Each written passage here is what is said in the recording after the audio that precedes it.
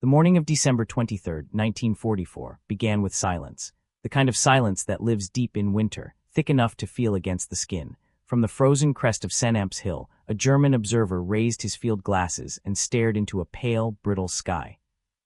The metal bit through his gloves. At first he thought it was nothing, just a shimmer on the horizon, maybe snow lifting on the wind. Then the horizon began to move. A low hum drifted over the trees. It grew layer upon layer until it rolled across the hills like a tide. Then he saw them, not a handful, not a squadron, hundreds. C-47s stretched wingtip to wingtip, black shapes carving their way through the winter sky in perfect formation. His throat went dry. He whispered to no one in particular, "Mein Gott, the sky, it's full of them." For days the Germans had believed Bastogne was a closed fist. They had sealed it off, cut the roads, waited as cold and hunger did their work. Ammunition low, supplies dwindling. They could almost feel victory sliding into their hands, but now the sky itself seemed to rebel. Through his lenses, the observer watched parachutes bloom. Red, blue, yellow, white. They spilled down like flowers over snow. Red for ammunition, blue for medicine, yellow for food. White for everything else. It was methodical, massive, relentless. It was not an act of desperation. It was a demonstration. Around the post, other soldiers gathered without speaking. The sound of engines said everything. This wasn't just a supply drop.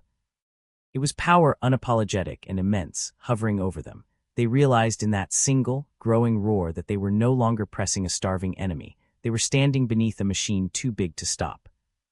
A week earlier, their confidence had been absolute. Before dawn on December 16th, 1,600 German guns had split the silence with 90 minutes of thunder. Shells tore into the forest. Operation Watch on the Rhine had begun.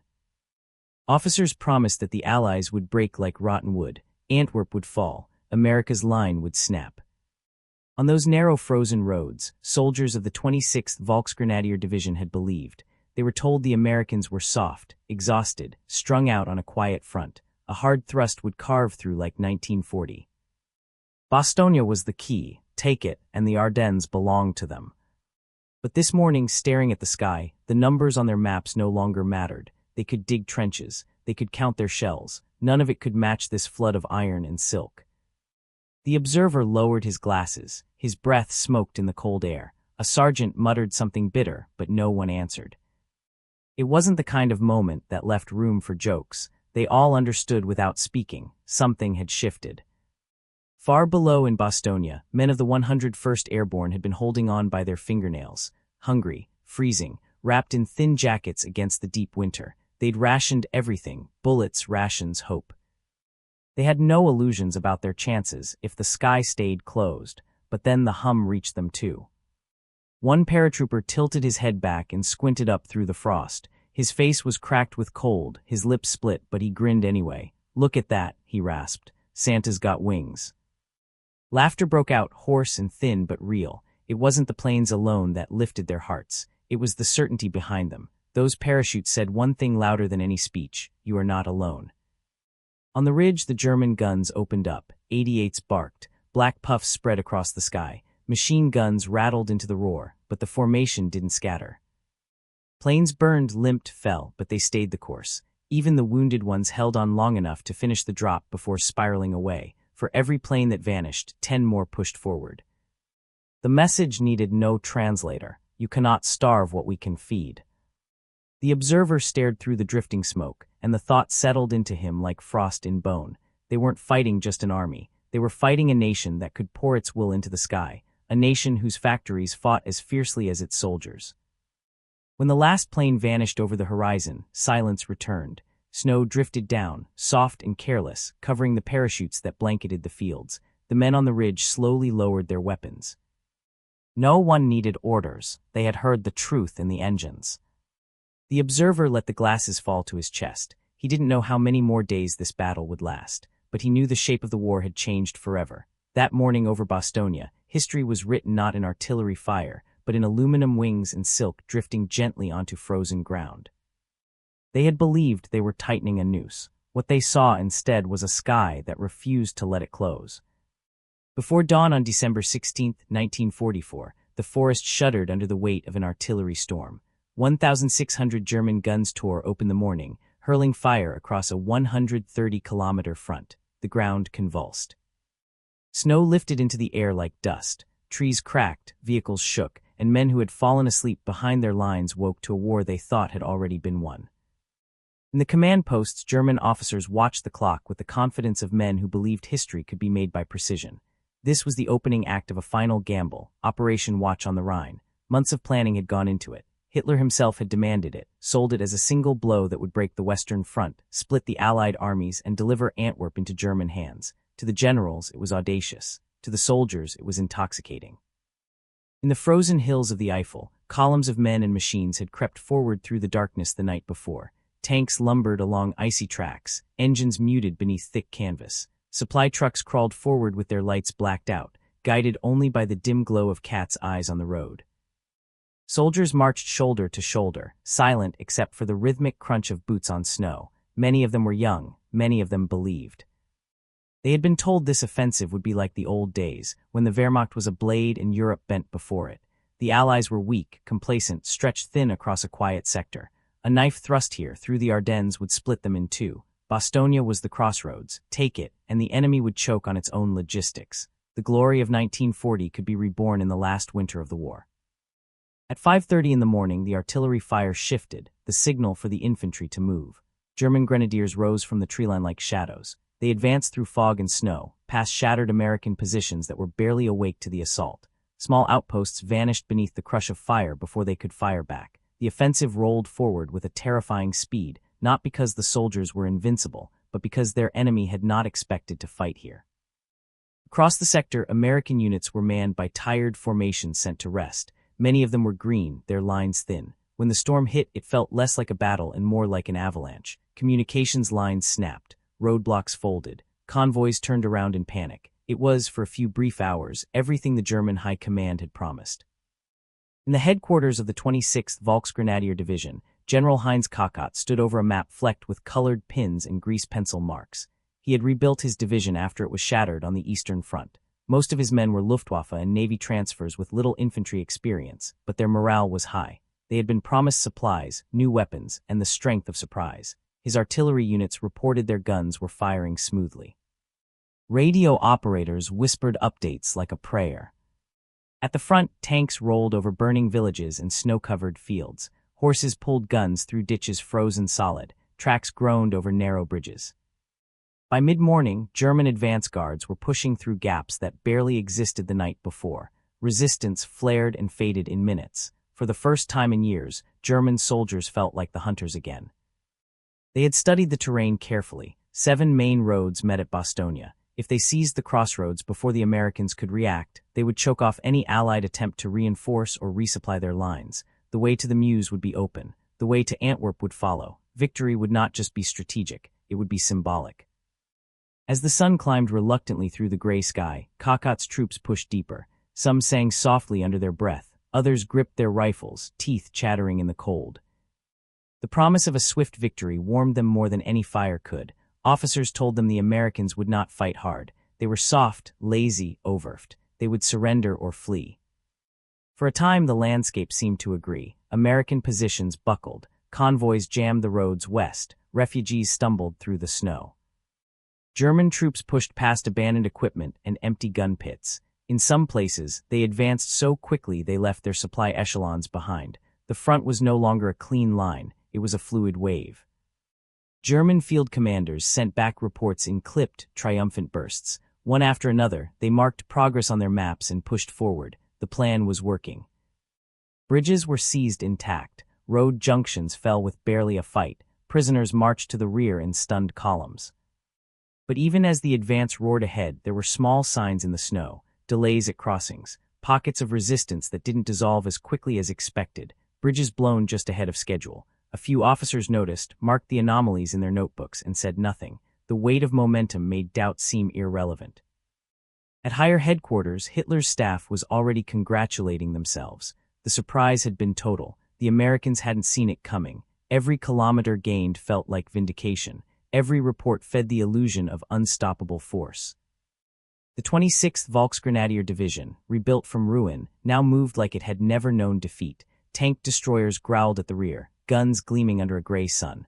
Officers barked crisp orders. radios crackled with reports of shattered enemy lines. Soldiers whispered about Christmas in Antwerp. They imagined warm barracks, food, a victory that would turn back the tide of the war. They didn't speak about what lay behind them, the months of retreat, the cities reduced to rubble, the Eastern Front bleeding them dry. For one cold morning in the Ardennes, they could believe again. But belief doesn't change the laws of war. They were advancing with borrowed time and borrowed strength. Their air force could no longer guarantee the sky. Their supply lines were stretched thin even before the offensive truly began. They were pushing a weakened machine at full speed, and the gears were already starting to grind. For now, though, none of that mattered. On this second day of the Ardennes offensive, they were on the move, cutting through tired American lines and chasing a dream drawn in ink on maps in Berlin. The winter forest echoed with the sound of engines, boots, and the brittle hope of a final victory. Before sunrise on December 18th, the roads that coiled through the Ardennes were alive with movement. German armor pushed west with a confidence that seemed unbreakable. The snow lay hard and bright beneath the treads of their tanks, and above them the forest shivered in the wind. Bastogne was the word on every officer's lips, the point where 7 roads met. Capture it, and the enemy's backbone would break. Supply routes, reinforcements, counterattacks, everything the Allies needed to hold the line hinged on that town. Hasso von Manteufel's 5th Panzer Army gave the order. Bastogne must fall before the Americans could react. The 47th Panzer Corps under Heinrich Freiherr von Leutwitz would lead the push, with the 26th Volksgrenadier Division driving straight toward the crossroads. Behind them, armored divisions waited like a clenched fist, ready to punch through once the gap was made. By mid-morning, German vanguards were racing toward their target. Villages fell in quick succession. Roads once quiet with the shuffle of winter became rivers of engines and iron. German commanders believed they were in control of the tempo, dictating the rhythm of the war again, if only for a heartbeat. But on the other side of those roads, something was beginning to stir. Orders spread through American rear areas with an urgency that cut through the cold. Bastogne had to be held. Within hours, the 101st Airborne Division, battle-tested, weary from their campaigns in France, was loaded onto trucks in Reims and sent racing through the frozen night. Men wrapped in thin jackets shivered in open trucks, breathing white clouds into the dark. Few of them knew exactly where they were going. They only knew the speed of the journey meant it was bad. The Germans, still flushed with early victory, were convinced the road to Bastogne would be open. The American front line was collapsing fast. Infantry units were scattering. Bridges were being abandoned. For a few days, momentum was theirs. They didn't see the shape of what was waiting for them. As the 26th Volksgrenadier pushed forward, resistance stiffened. Roadblocks began to appear. American engineers blew bridges ahead of advancing columns. Tanks crawled around craters in the road, while small units fired from behind tree lines and slipped away. It wasn't enough to stop the attack, but it slowed it. In Bastogne, the Screaming Eagles arrived just 4 hours ahead of the leading German elements. They were exhausted, underdressed for the brutal Ardennes winter, short on supplies, but they dug in fast. Foxholes gouged out of frozen earth. Machine guns sighted on crossroads. Every road that led into the town was wired, mined, or covered by fire. They weren't here to retreat, they were here to hold. By December 20th, the German advance had done what it set out to do. Bastogne was surrounded. Every road leading in and out was cut. The ring was closed tight. Inside were roughly 22,000 American soldiers. Outside, 5 times that number waited. Leutwitz's staff saw it as simple arithmetic. With the town encircled, the defenders would run out of food, ammunition, and hope. A week at most, they said, maybe less. It was Stalingrad in reverse, and this time the Germans were the ones outside the wire. Inside the perimeter, things looked different. The men of the 101st Airborne knew they were cut off. They also knew retreat wasn't an option. Shells cracked against the edge of town, snow kicked up by mortar blasts. Medical supplies were already running low. Many of the wounded had no morphine. Field medics wrapped bandages in the cold and whispered to men shaking on stretchers. But the defenders were not panicking. They were buying time. They understood Bastogne wasn't just another town. It was the knot that held the entire front together. If the Germans seized it, they would choke the Allied line. If the Americans held, the offensive would slow, then crack. The German lines swelled with confidence. Columns of armor pressed closer, digging in around the town like a tightening noose. Shellfire echoed through the woods at night, a dull, endless heartbeat. German officers walked the frozen perimeter, already speaking about the next objective. Their confidence grew with every hour of silence from the sky. The weather was their ally. Fog, snow, and low clouds kept Allied aircraft grounded. Inside Bastogne, the air was thin and cold, filled with the smell of oil, blood, and damp wool. The men huddled around tiny stoves and empty ammunition crates, passing around scraps of chocolate, bits of bread. The wounded lay in cellars that smelled of earth and kerosene, but they still held their lines. The Germans knew time favored them. The Americans knew time was the only thing they had to give. Lutwitz's staff saw it as inevitable. They would starve the defenders out, crush the pocket, and open the road to the Meuse. All that remained was the formalities. On the ground, the ring around Bastogne grew tighter with each passing day. Mortar teams adjusted their fire. Tanks dug into hull-down positions. Snipers found perches in the tree line. Artillery units registered every approach road to the town. The trap was set. For the Americans inside, every sunrise was a reminder of what was coming. The ground was frozen solid. The trees were bare. There was nowhere to run, but their resolve stiffened with the cold. They had their orders. Bastogne would not fall. The Germans saw a trapped enemy. The Americans saw an anchor point. Both were right in their own way. But neither side could yet see what the sky would bring. On the 22nd of December, the gray winter morning was still and quiet, the kind of quiet that belongs to a battlefield right before someone tries to end it. From the southern approaches to Bastogne, 4 German soldiers advanced toward the American lines carrying white flags. 2 officers, 1 major and a lieutenant, walked at the front. Their boots crunched on the frozen road as they crossed into no man's land. Behind them, the mist lay low over the snow. In the distance, the steady crack of rifles had fallen silent. The Germans believed they were walking toward a surrender. They carried a neatly typed document in English and German, folded carefully in a leather briefcase. In their minds, the numbers were irrefutable. Bastogne was surrounded. 7 roads cut, artillery and tanks in place. The Americans inside were cold, undersupplied, and outnumbered 5-1. In Berlin, they would have called it checkmate. At the American lines, guards watched them approach and raised their weapons. After a short exchange, the Germans were blindfolded and escorted through the snow to division headquarters. The tension around them was taut and quiet. Inside a basement that smelled of wet wool and smoke, Brigadier General Anthony McAuliffe listened to the message. The ultimatum was as formal as it was cold. The Americans were invited to surrender honorably within 2 hours. Refusal, it warned, would lead to total annihilation. Outside, German artillery sat waiting. Their commanders were certain the Americans would see reason.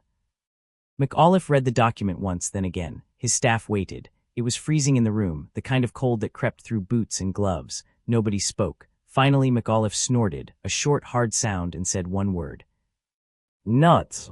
The staff laughed, not the laughter of men who thought the situation was funny, but of men who needed to feel something other than the weight pressing in on all sides. They typed the single word on a reply and handed it back. When the Germans received it, they looked puzzled. Lieutenant Helmut Henk asked Colonel Harper what it meant. Harper told him plainly, "It means go to hell." The officers returned through the snow in silence. Behind their blank faces, there was disbelief. No surrounded force should be able to reject such an offer. To the German command, it didn't make sense. But inside Bastogne, it made perfect sense. If they were going to be crushed, they would not do it kneeling. That same night, the weather remained their enemy. The sky was a ceiling of gray and fog, keeping Allied aircraft grounded. Supplies were scarce. Ammunition was rationed. Men went to sleep hungry. Many didn't sleep at all, lying in their foxholes with frostbitten hands wrapped around rifles, listening to distant artillery. Medics worked with what little they had. In basements, barns, and makeshift aid stations, wounded men lay wrapped in blankets, their breath visible in the cold. Morphine was nearly gone. Bandages were scavenged from torn uniforms. Still, there was no talk of surrender. German officers studied their maps with satisfaction. Their armor waited beyond the tree line, fueled and loaded. The sky favored them. The Americans were trapped. It was only a matter of time. The days blurred together in cold and smoke. Each morning began with a thud of shells against the perimeter. Each night ended with silence broken only by the groaning of trees in the wind. German troops believed the ring would hold, and eventually the defenders would break like ice under a boot.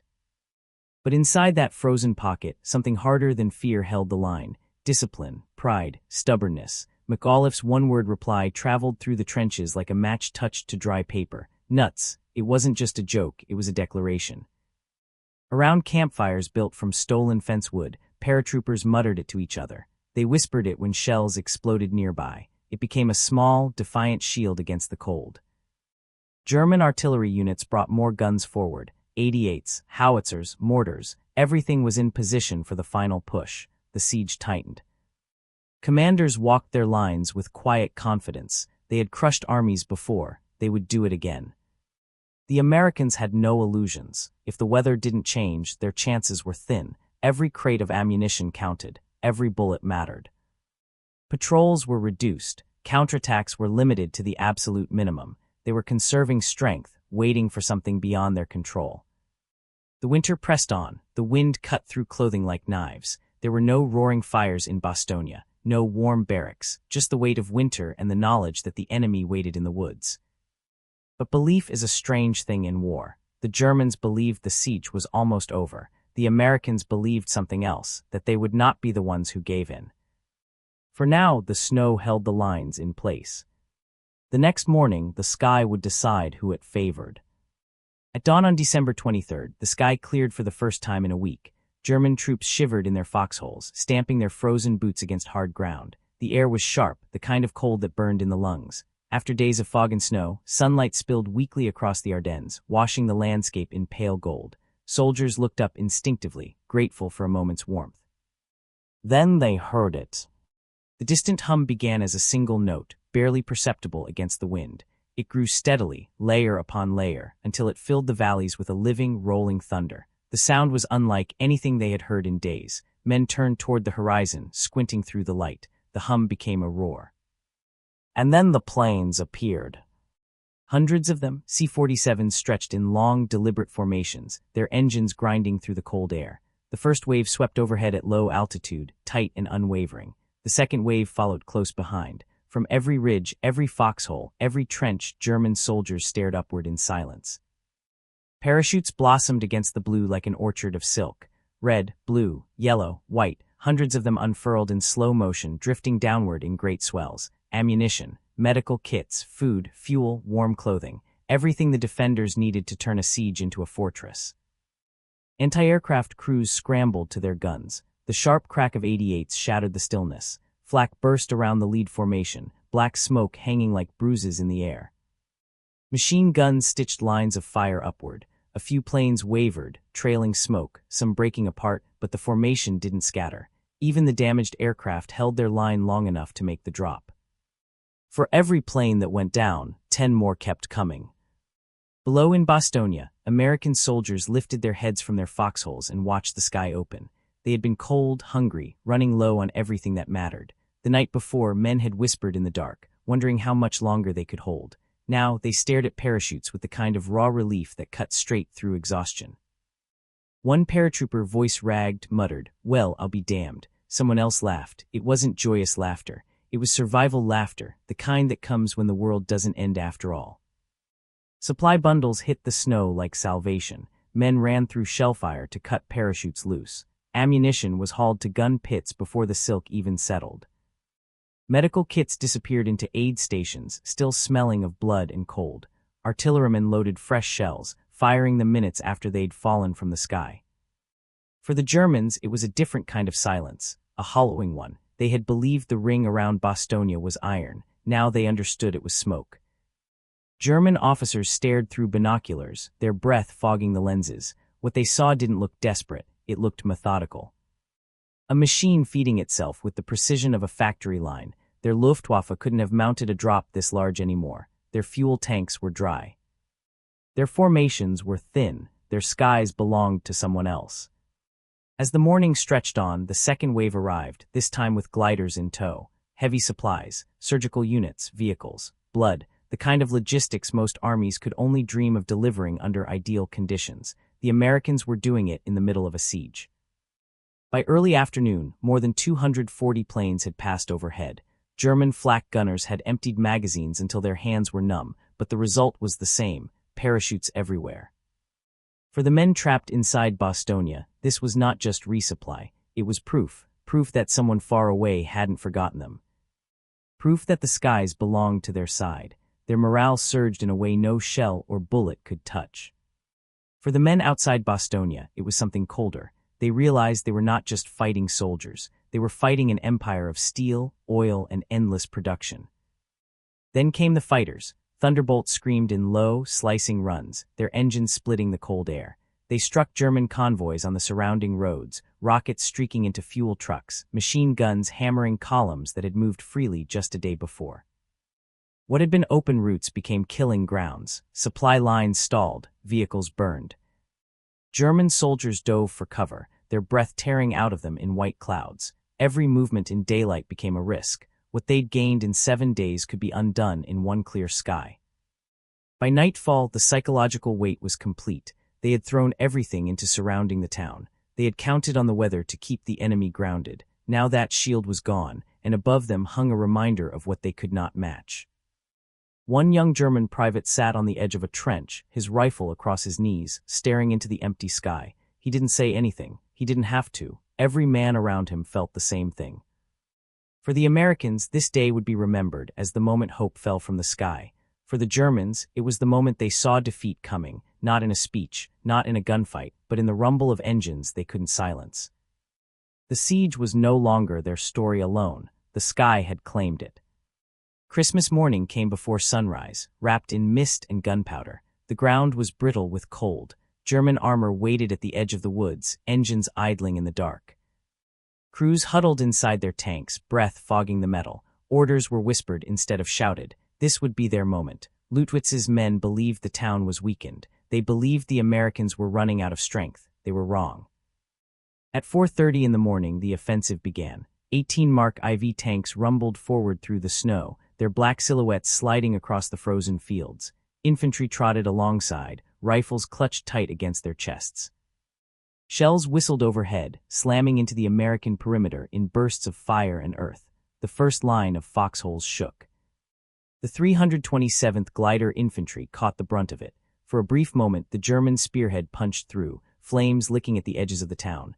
Paratroopers scrambled out of dugouts, rifles in numb hands, boots slipping on ice. The sound of tank tracks on frozen ground was deafening, a heavy mechanical heartbeat pressing in closer.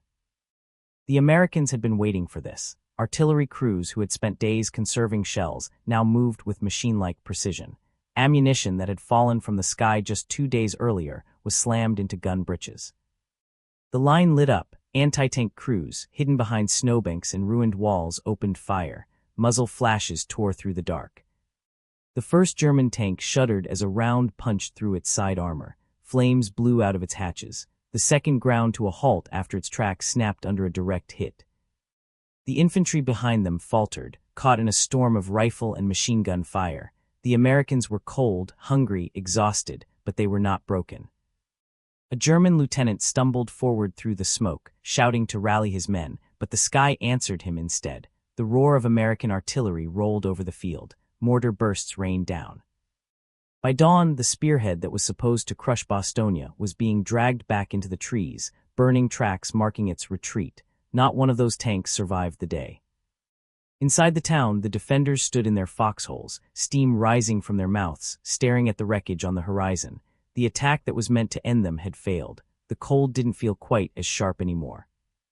Leutwitz's staff still tried to keep their optimism intact. They told themselves it was only a setback. The Americans were still surrounded. Reinforcements were thin.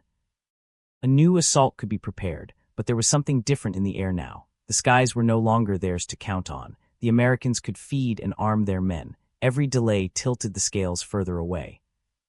On the 26th of December, the sound of engines came from the south, not German this time, but American.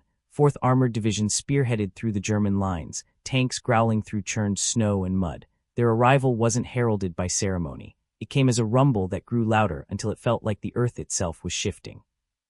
At 5 in the evening, as the light drained from the sky, the first tanks broke through to Bastogne. The defenders rose from their positions and watched the columns roll in. They were filthy, frost-bitten, hungry, but when they saw the star on those tanks, they knew what it meant. The siege was broken.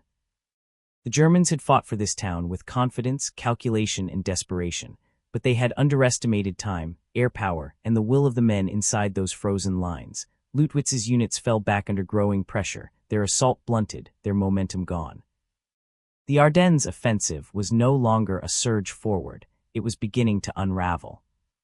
In the days that followed, the statistics would tell the story in cold numbers. Over 1,100 tons of supplies had been delivered by air, thousands of artillery shells, food for 15,000 men, winter clothing, gasoline, surgical units, all while the German army had delivered nothing from above. But in the mud and snow outside Bastogne, numbers didn't matter. What mattered was what the men had seen with their own eyes. Paratroopers who had once been down to their last clips of ammunition were now loading crates stacked waist-high. Medics who had wrapped wounds with rags were now working with real supplies. Tanks that had once been stalled were roaring down the roads. And the Germans, who had once felt like hunters, now felt the walls closing in. For the men who had watched those skies fill with planes on December 23rd, the battle's outcome was never really in doubt after that day. The siege was broken not by a single charge or speech, but by the relentless weight of air power and industry pressing down from above. As night settled on Bastogne on the 26th, the defenders didn't cheer. They were too tired, too hollowed out by the cold and the fight, but they understood. They had endured the storm, and the storm had broken on them like a wave against rock. For the Germans, the dream of splitting the Allied line had ended on the same snowy roads where it began. What they had believed would be a swift victory had frozen, shattered, and dissolved under the weight of a sky they no longer controlled.